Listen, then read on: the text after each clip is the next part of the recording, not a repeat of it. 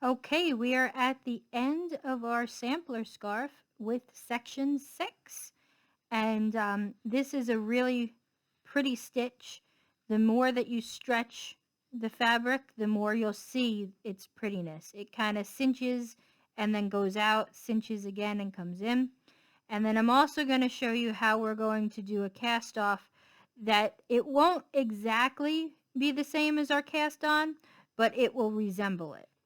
Okay, so for this, I have worked rows 1 through 4, and now we're on row 5, and I'm going to show you the special stitch for this one. So you'll notice that you have groups of 4 stockinettes and then groups of 2 purls.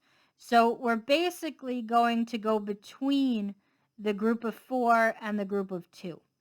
So we're going to insert the needle between the 4th and the 5th stitch from front to back. So we're like when we did our cable cast on, we're going between stitches, we're not in the stitch. You're going to wrap around as if you're knitting, and then you're going to bring it through as if you're knitting. And then you can let it have a little bit of give, but you don't want to stretch it out too much. And then what we're going to do is we're going to work the stitches that we left. So you're going to start out, and what you're going to do is you're going to knit 1, and then we're going to purl 2,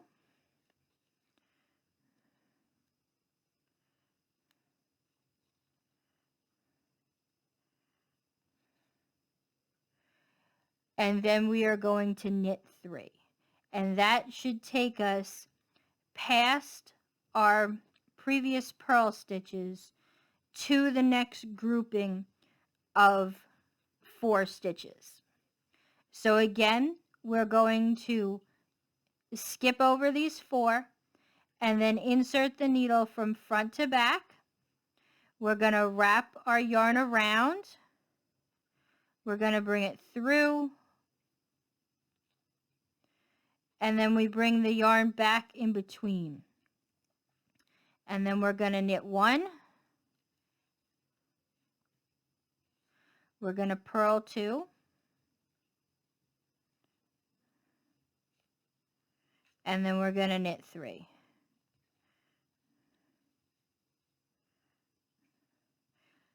I'm at the end of my stitches, so I'm just going to knit the whole row. And now you'll continue until you get to the end of your row.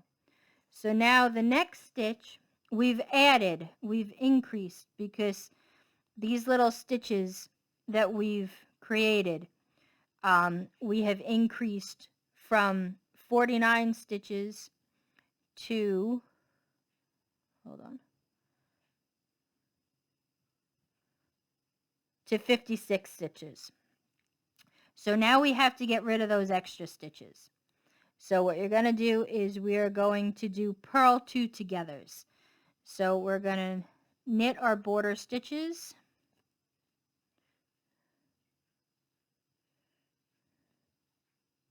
And then we're going to follow along. We're going to purl 3. Okay.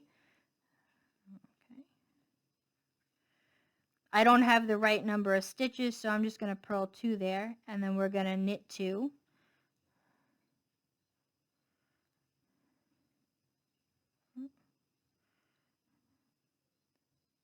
Okay, I'm actually going to knit 1 more because we want to get, hold on, let me undo these. I did have enough to do the purl 3. So I'm going to change this one to a purl.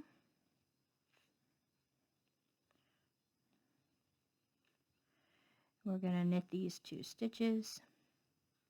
You really want to get to the one that's right before this gap, because that's the gap that we're going to close. So we're going to purl these 2 together. Do it the same way we did the purl 3 togethers. We're just doing a purl 2 together. And then we repeat that. So we're going to purl 3.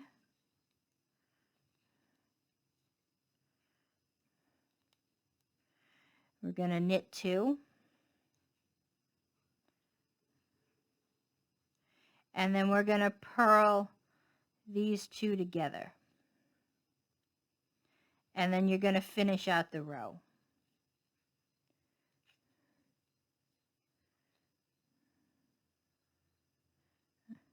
Okay, now you'll notice if we go back to our sample, you'll see how these guys don't line up. Okay, they're kind of on a diagonal. So what we want to do is on one section we're creating these little stockinette sections, and then after we do our slip stitch over here, we're gonna switch that up.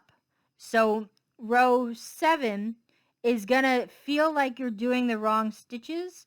You're gonna want to knit when you're purling or purl when you're knitting, but we want to shift them over a little bit.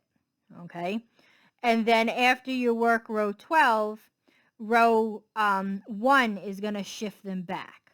Okay, so if we go back to our sample, you'll see you want to kind of, here, I'll work through the sample. So we're going to knit our edge stitches. And then we would have been knitting. Now we're going to purl. So we purl these two. And then we're going to knit 4.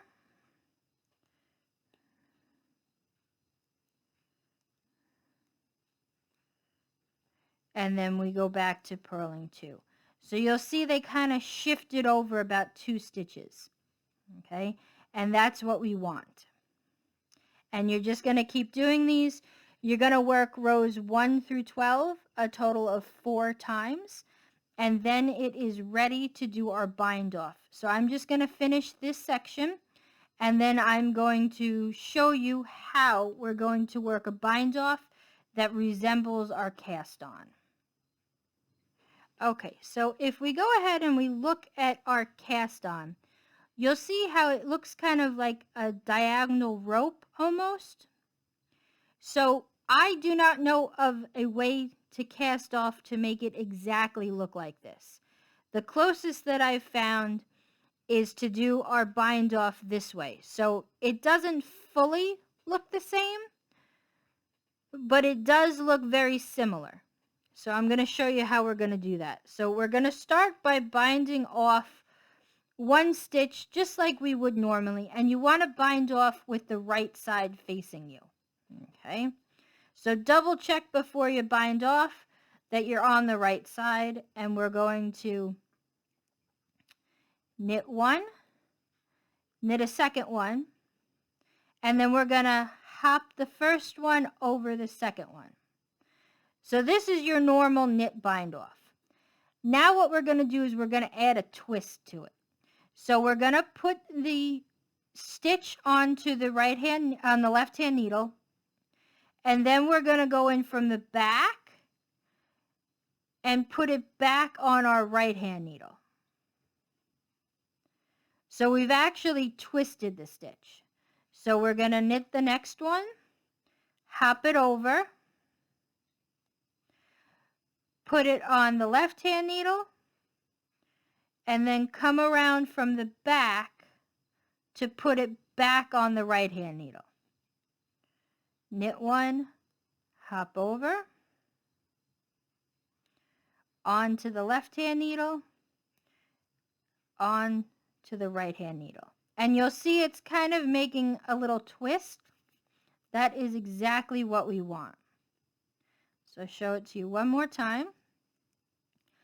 So you go, left hand needle goes to the front into that stitch. Right hand needle comes from the back, and then puts it on. So it's twisted. Okay, you're going to continue doing that until you get to your last stitch. You're going to cut your yarn, break it through, and then we are good to block our scarf. So just a note on blocking. What you're going to want to do is you're going to soak your scarf in clean, cold water.